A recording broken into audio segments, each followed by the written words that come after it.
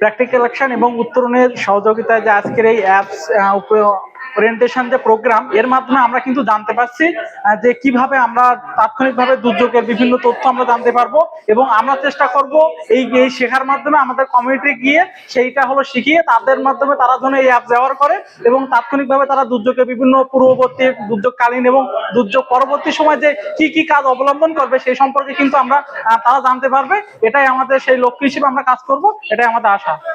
তাহলে আমাদের কাছে যদি এই মেসেজটা থাকে, এই অ্যাপসটা থাকে, আমি সার্বক্ষণিক মেসেজটা পাবো, তাহলে আমার করণীয় কি এবং আমার যে ক্যাচমেন্ট এরিয়া 20টা পরিবার আছে তাদের নিয়ে আমি কি করবো, একটা পরিকল্পনা করা যায় না যে এটা একদিনের মধ্যে আমাদের করা সম্ভব। সেই জায়গাটা আপনাদের কাছে আমি অনুরোধ করব যে আপনারা যদি একটু আন্তরিক হন। আমি জানি সবাই আপনারা আন্তরিক বিদায় আজকে এখানে আসছেন এবং আপনাদের প্রতি আমাদের পূর্ণ আস্থা আছে যে আপনারা আমাদের এই কাজটা করবেন। বিশেষ করে আমাদের অনেকেই আসছেন হয়তো এই প্রজেক্টের সাথে রিলেটেড না, কিন্তু আপনারা এই কাজের সাথে স্বেচ্ছায় শ্রম দেওয়ার অনেকেই আছে।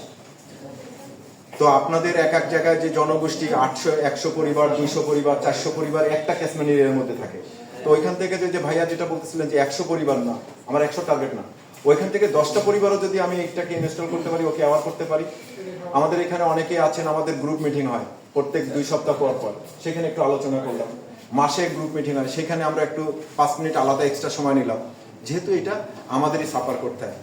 প্র্যাকটিক্যাল অ্যাকশন এবং উত্তরণ কর্তৃক আয়োজিত ডিজাস্টার অ্যালার্ট বিডি অ্যাপস এর উপর যে প্রশিক্ষণ কর্মশালা অনুষ্ঠিত হলো।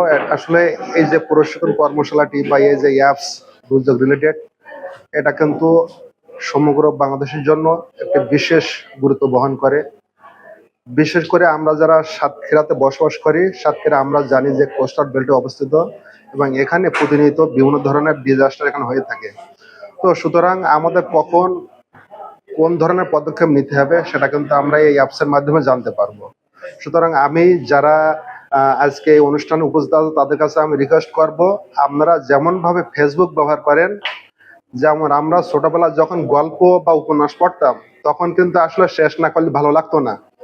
তো আমার মনে হয় যদি ফেসবুকের মতো বা গল্প বা উপন্যাসের মতো যদি আমরা অন্তত একটা সপ্তাহ এই অ্যাপসের মধ্যে কোথায় কি আছে আমরা যদি ঢুকি এর মধ্যে এবং ইনস অ্যান্ড আউটস খুঁটিনাটি সবকিছু যদি আমরা এটা জানার চেষ্টা করি, বোঝার চেষ্টা করি, তাহলে আমরা মনে হয় যে আসলে অ্যাপসটা সম্পর্কে সামগ্রিকভাবে আমরা একটা ধারণা পাবো এবং আমাদের বিপদের সময় আমাদের মানে অনেকাংশে বিপদটাকে কিভাবে কমানো যায় সে ব্যবস্থা আমরা কিন্তু গ্রহণ করতে পারবো।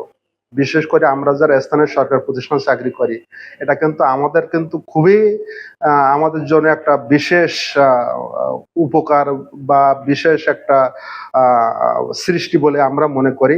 কারণ যখনই কোনো দুর্যোগ আঘাত হানে তখন কিন্তু আমরা স্থানীয় সরকার প্রতিষ্ঠান হিসেবে আমরা জনগণের পাশে যাই এবং জনগণকে উদ্ধারপূর্বক বিভিন্ন যে আশ্রয় কেন্দ্রে নিয়ে যাওয়া, তাদের সেখানে আশ্রয় কেন্দ্রে রাখার ব্যবস্থা করা, থাকা খাওয়ার ব্যবস্থা করা এবং বিভিন্ন যে আপনার যে প্রবলেমগুলো এখানে আছে যেগুলো খুবই খুঁটিনাটি সম্পর্কে আলোচনা করা হয়েছে। সুতরাং আমরা এখান থেকে কিন্তু অ্যাপসের মাধ্যমে যদি উপকার পাই তাহলে এর যে অ্যাপসটা ডেভেলপ করা হয়েছে এর সার্থকতা তখনই হবে। প্র্যাকটিক্যাল অ্যাকশন এবং উত্তরণ তারা ডিজাস্টার অ্যালার্ট যে অ্যাপটা তৈরি করেছে, এটা একটা সমসাময়িক সময়ের জন্য খুবই গুরুত্বপূর্ণ বিষয়। শুধু এইটা শুধু সাধারণ নাগরিকদের উপকারেই আসবে যদিও, কিন্তু আমরা যারা পৌরসভা জনসেবার কাজে নিয়োজিত থাকি, পাশাপাশি পৌরসভা সহ আরো কিছু সহযোগী সংস্থা, রেড ক্রিসেন্ট, বিডি ক্লিন, তারপরে এইভাবে যারা এই ডিজাস্টারের বিষয়ে কাজ করে থাকেন, তাদের জন্য এটা একটা বড় ধরনের প্ল্যাটফর্ম তৈরি হবে। সুতরাং সবাইকে অনুরোধ করব যে এই ডিজাস্টার অ্যালার্ট অ্যাপসটা সম্পর্কে ভালোভাবে জানার জন্য এবং এটা ব্যবহার করার জন্য।